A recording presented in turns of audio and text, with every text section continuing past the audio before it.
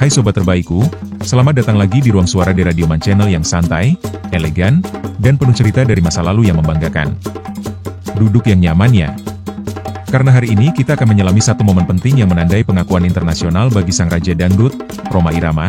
Rhoma bukan hanya milik Indonesia, tapi juga diakui sebagai Raja Musik Asia Tenggara. Gimana ceritanya? Yuk kita gali sama-sama, Sobat Dangdut di Radio Man Channel.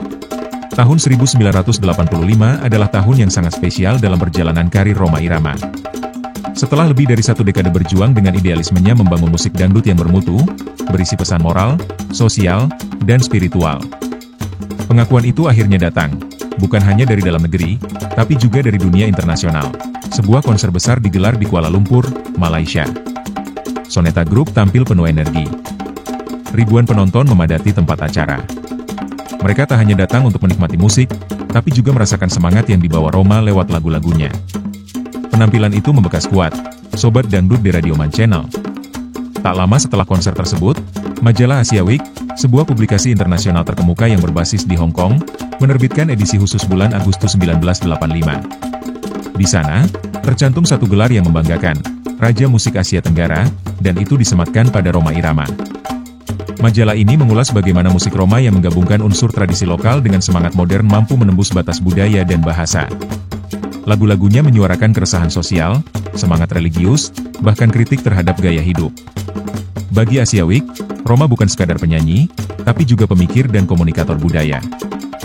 Gelar tersebut bukan cuma simbolis.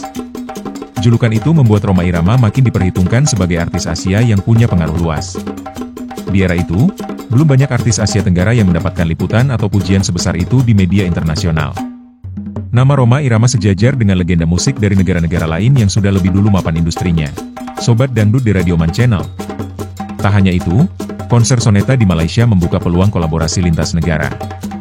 Penggemarnya meluas, tak hanya dari Indonesia, tapi juga dari Malaysia, Brunei Darussalam, dan Singapura. Lagu-lagunya bahkan diputar di radio-radio luar negeri. Rhoma membuktikan bahwa musik dangdut, yang dulu dianggap kampungan, ternyata bisa mendunia. Asal dikemas dengan kualitas dan pesan yang kuat, dan satu hal yang luar biasa, semua itu dia capai tanpa mengorbankan nilai-nilai yang dia yakini. Rhoma tetap Rhoma. Musiknya tetap punya ruh. Gaya bicaranya tetap berani. Pesannya tetap mendidik. Pengakuan dari majalah Asia Week adalah bukti bahwa seorang musisi bisa menjadi jembatan budaya dan sekaligus agen perubahan. Dan Rhoma Irama adalah contoh nyata dari itu semua. Terima kasih sudah nemenin aku sampai akhir cerita hari ini, sobat terbaikku di Radio Man Channel. Jangan lupa ya, like, share, komen, dan subscribe supaya kita bisa terus ngobrol-ngobrol asik dan bermakna kayak gini. Dan kalau boleh, aku selipkan satu pelajaran dari kisah ini. Kadang kita nggak harus berubah jadi orang lain untuk diakui dunia. Cukup jadi diri sendiri, konsisten, dan terus kasih karya terbaik. Kayak yang dilakukan Rhoma Irama. Sampai jumpa di episode berikutnya ya. Tetap hangat, tetap semangat,